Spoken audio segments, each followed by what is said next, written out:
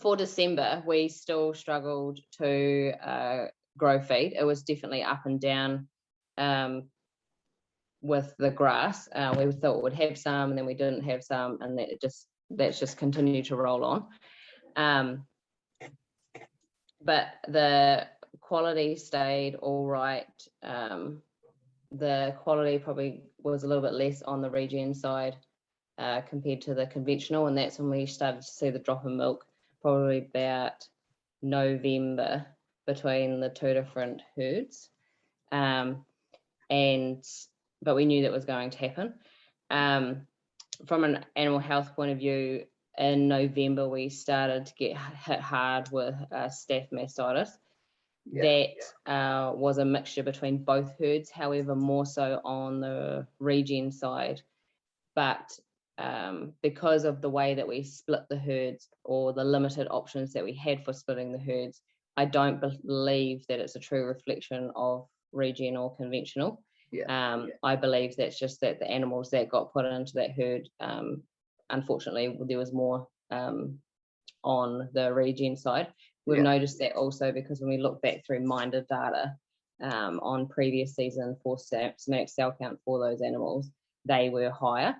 So it's still dealing with a little bit of staph. We're not really getting new cases now of it, a few cases of mastitis from both mobs. But I think it's just the season. From what I'm speaking to other people, it's just quite common. But then come into January. January's probably been our best month, so that's been awesome to finally be able to grow grass, and we've cut silage. We've got 90 bales on the regen side and 37 on the conventional side. So that's really cool. We're hoping we can do a bit more, and the way that the feed is going and covers, we should be able to. We'll just try and push our round out a little bit, and then get back into mowing some more paddocks. But from a feed perspective, it's been really good. The cows have held a little bit from where they were, which is cool to see. January's definitely been the winner month so far. Nice. All right. Reese, have you had any learnings from the past month? Yeah, the key learning for me was around just trying to get the economics right. Was like stocking rate appears to be too low on the regen side, especially through the summer months. So I think we're only at 3 cows a hectare, and we're planning to be at 3.5, which is about 70 cows difference at 400 milk solids a cows, 30,000 milk solids. So it's about 200 milk solids a hectare, so it's up there. So I think that's been a missed opportunity from our perspective, and probably it's well too late to try and rectify that now. So yeah, we probably were on the conservative side coming into the season, just not really knowing what was going to happen. But yeah, we need to lift that stocking rate next year back, make sure that we peak milk 3.5 cows a hectare. So it's been frustrating. Like on one hand, it's great that we've got some solids in the milk in the stack. On the flip side, at a $9 payout, if that was in milk, it would be from an economical point a lot better. So it's a win and a loss, I guess. So that was probably the learning for me, is just making sure we get that stocking rate right next year. So Kerry, what was the highlight for you of the past month or two? I think just being able to have the team be able to just manage the feed quite easily. I think January's probably, even December's probably been the first time that it's become quite natural for the team to achieve what they want to achieve in regards to residual and things like that. So that's been good. The other thing that's been really interesting is I had ryegrass paddocks that did look quite messy in December, and was thinking that we were going to have to mow it or top it or do something with that. And in the end, we didn't have to. After probably 3 rounds, the cows did actually clean it up. So that was quite cool to see that they did. And they weren't hungry, but they were just happy to eat it. So that was quite good. Potentially maybe just trust the process a bit more on that rather than just get the topper out straight away. They were probably the highlights, just to be able to cruise through the 2 months. Nice. Yeah. And Reese, how about you? What was the highlight for you? Yeah, I think getting that, 20% of the platform got cut for silage, which was good to get that away, and then a paddock got regrassed as well on the regen side, so that's quite big for just for 1 month. So that was good, and then probably just the interest in general in the whole trials, really has taken another leg forward in January. So there's a lot of interest out there around what we've been up to, which is good to see. It's not just mum watching it. Yeah, it's always nice. So, but what about the disappointment of the month? Did you have something that was a bit frustrating, Kiri? Probably the biggest frustration is paddock 14. This paddock has been cropped over the years, and my plan was to direct drill a grass mix, and then on the other side direct drill a cover crop mix. Just see that if we could have better quality soil, get a bit more root structure in there and things like that, and not really taking into consideration the amount of time that it was in and out of crop over the years. That has enabled the weeds to take over, and unfortunately it looks like quite a bit of a mess at the moment. So that's been really disappointing, because we just topped it the other day to try and tidy it up, and we'll just see how we go. It is growing something, but it's just the weeds are taking over and causing a bit of grief at the moment. So that's been a huge disappointment. Yeah, it's a bit frustrating when the weeds come to town. Reese, how about you? Yeah, production per cow in the region cow has been a bit frustrating, because it's not a feed intake point of view. It's just you potentially feel that we could be leaving 0.1 or 0.2 on the table there, so that's a wee bit disappointing. And then dock seems to be quite a big issue at the moment across all the region paddocks. It's quite prevalent at the moment. So that's, don't know if it's disappointing or not, but I'd prefer not to see it. Yeah. So what do you have planned for the next month, Kiri? So we've got herd testing in the middle of the month, and then pregnancy testing to follow. So that's going to allow us to make some plans for culling and for next season. So we're quite excited to do that, so we can move some of these high somatic cell count cows on, and hopefully get some more silage in there, and gear up for next season so that we don't have to buy so much feed. But yeah, that's pretty much the plan, and try and maintain milk as much as we can. Anything to add to that, Reese? You like Kiri here the next month? Yeah, it's just, we're now on that downward trend towards dry off now, so it's around making sure that we keep one eye firmly focused on this current season and an eye ajarred for the next season. So you come down to that balancing now, so trying to get the best out of both worlds. So we need to make some good decisions in the next month around if we're going to cull early or cull later, and what our overall strategy is in that space. So that's the plan. Will just be trying to business as usual and keep doing the good stuff that we're doing, but also just starting to put another eye onto the next season. With the payout, are you still thinking you'll aim for the 2,500 covers at the end of the season, or? Yeah, I think it's pretty critical to do that. Yeah, to drive for the good cover. I think that's going to make next season. So the intention is to try and hold it up as much as we can. It's going to come down to a couple of weeks in May, really, as whether or not that's going to be friendly or not. So we just, timing's going to be hopefully our friend. It's a hard one, because going into what we went into this season, that's all we've spoken about is cover, and how much that actually hurt us at the start of the year. Yeah. Just the regen just couldn't take off. Yeah. At the start. Yeah, it'll be interesting to see how it compares if we do manage to leave a longer cover. Yeah. So yeah, we can maybe go into some specific discussions now. We'll start with the animal health. How have the cows been going Yeah, so I touched on it before regarding the staff. That's been extremely frustrating for a farm that doesn't really deal with too much mastitis. We're usually quite good in that space, so that's been extremely frustrating for the team. A bit of lameness, but not too bad. Most of the girls are just resting in that herd. But yeah, keeping on top of it. But they are our two things that are still happening at the moment. Yeah. Anything to add, Body Reese? condition score, sorry, body condition score come back at 4.4. That was mid-January. For both herds. Mid-January, yeah, for both herds. That was just the overall. Yeah. How about the pasture? Anything to discuss there? Yeah, so definitely a lot of feed on the regen side. You can see it. I've even just driving around before, and we've got quite a few paddocks in front of us, which is cool to see.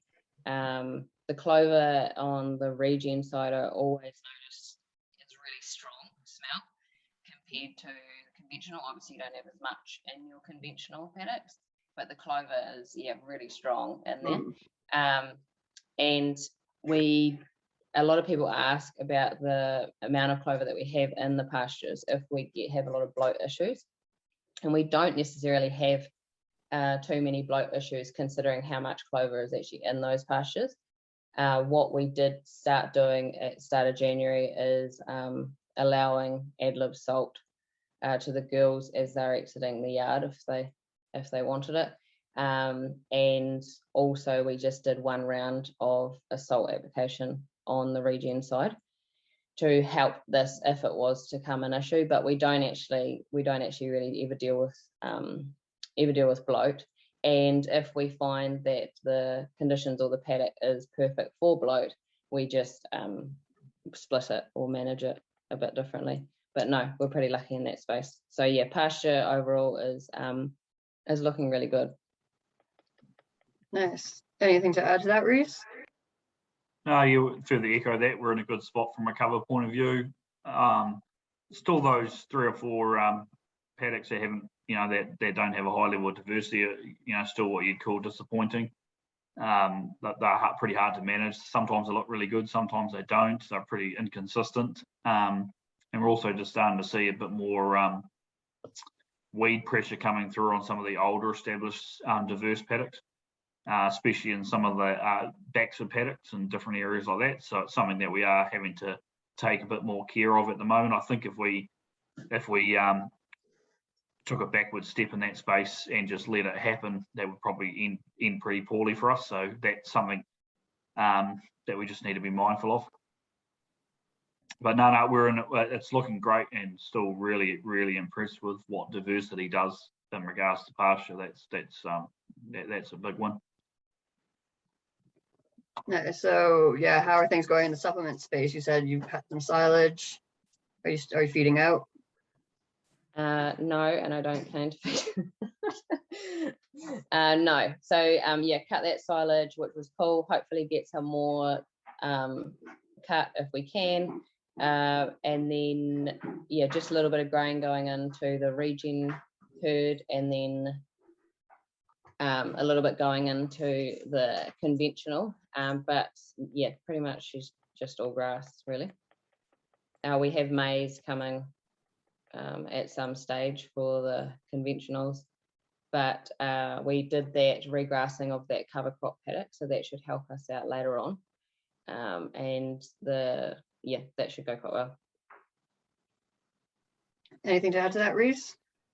Yeah, no, we've got conventional side's got the Swedes and the maize for late lactation, and the regen side's got the diverse paddock to grows, and obviously a lower stocking rate too, so don't need as much feed. So no, I think we're in a pretty good space for the dry off, so pretty content with where we sit from a supplement perspective at the moment.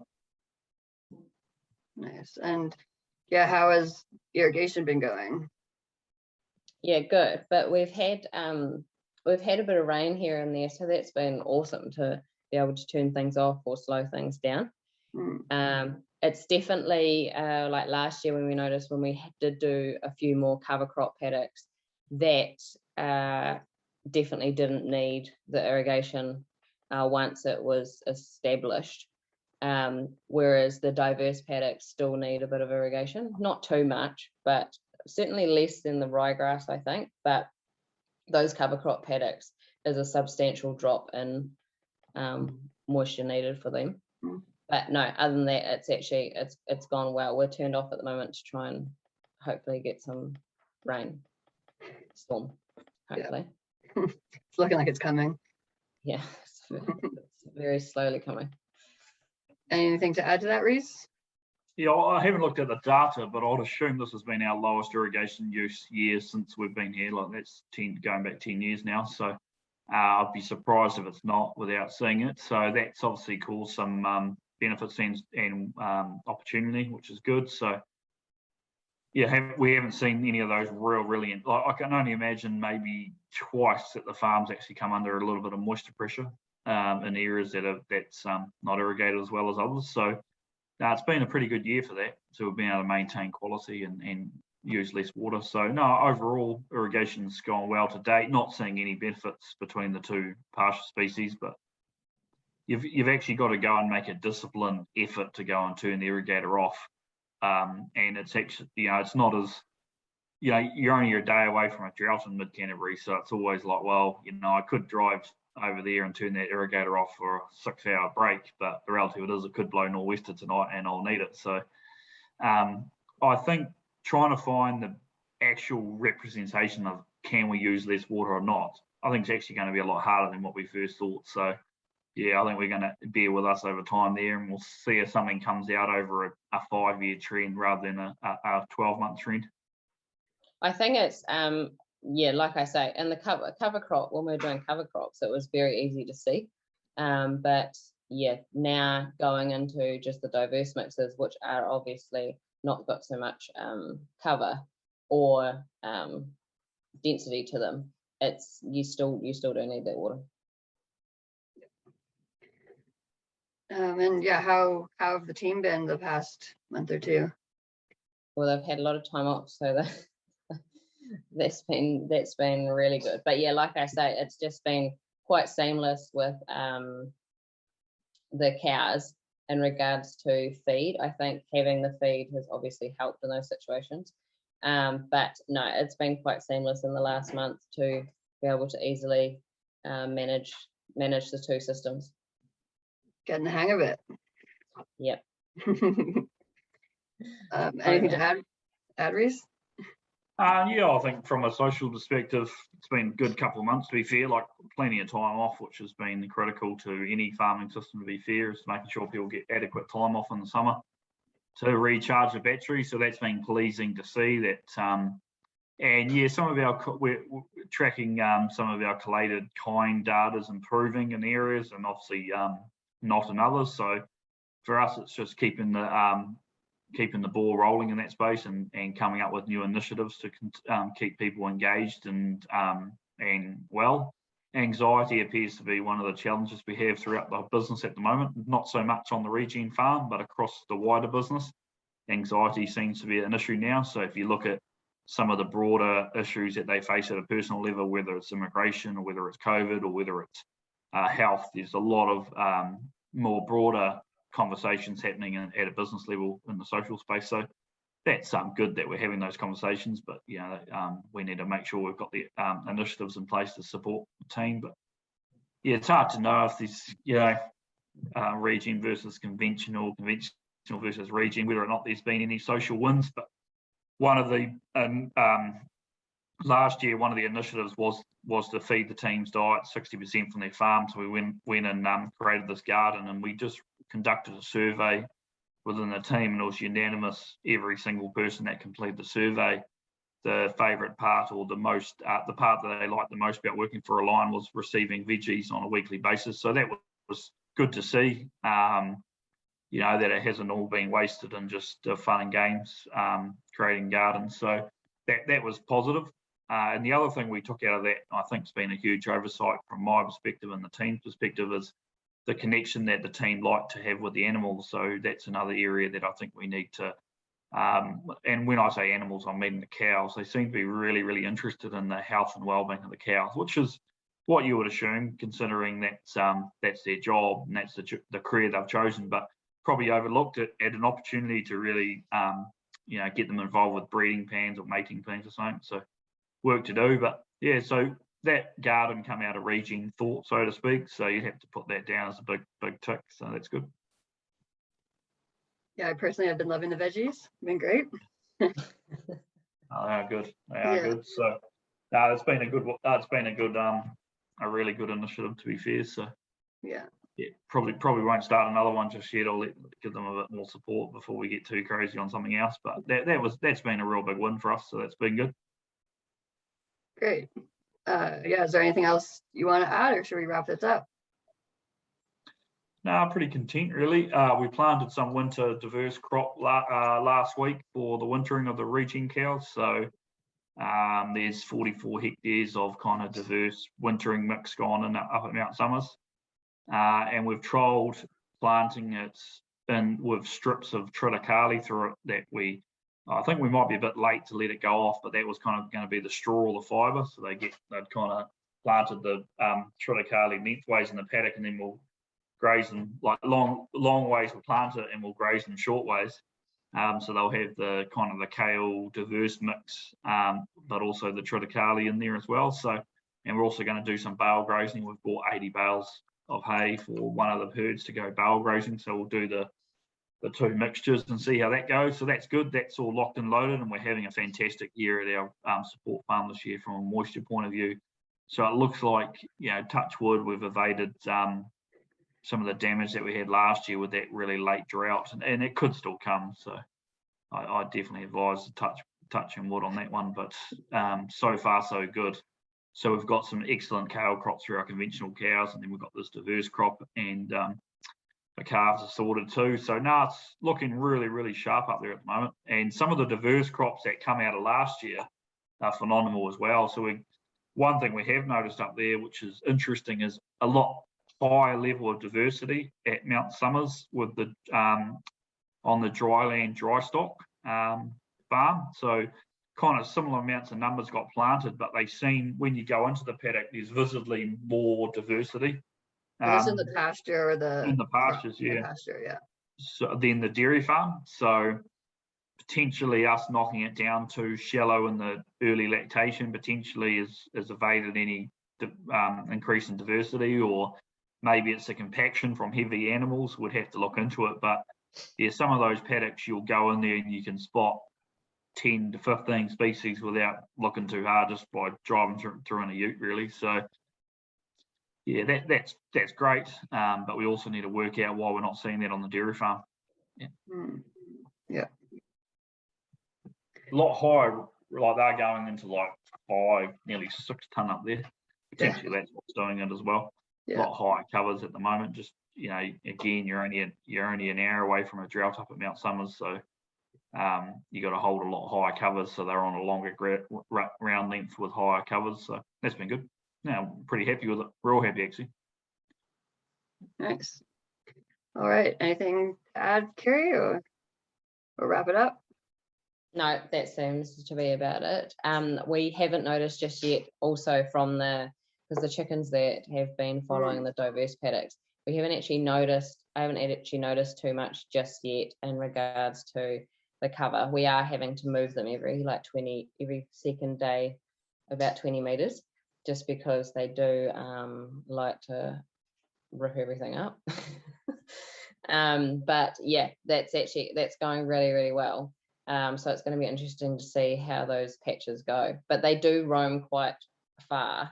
So I'm hoping that spreads the amount of chicken shit everywhere. And unfortunately, they are following the cows. So if the cows get too close to them, they do go in with them. But no, I think we're going to see some huge benefits from that, not just eggs. So yeah, that's going really well. But other than that, no, it's going really well. Awesome. All right, well, we'll wrap this up and try to do it again in a month's time. Awesome. Thank you. Thanks, guys. Thank you.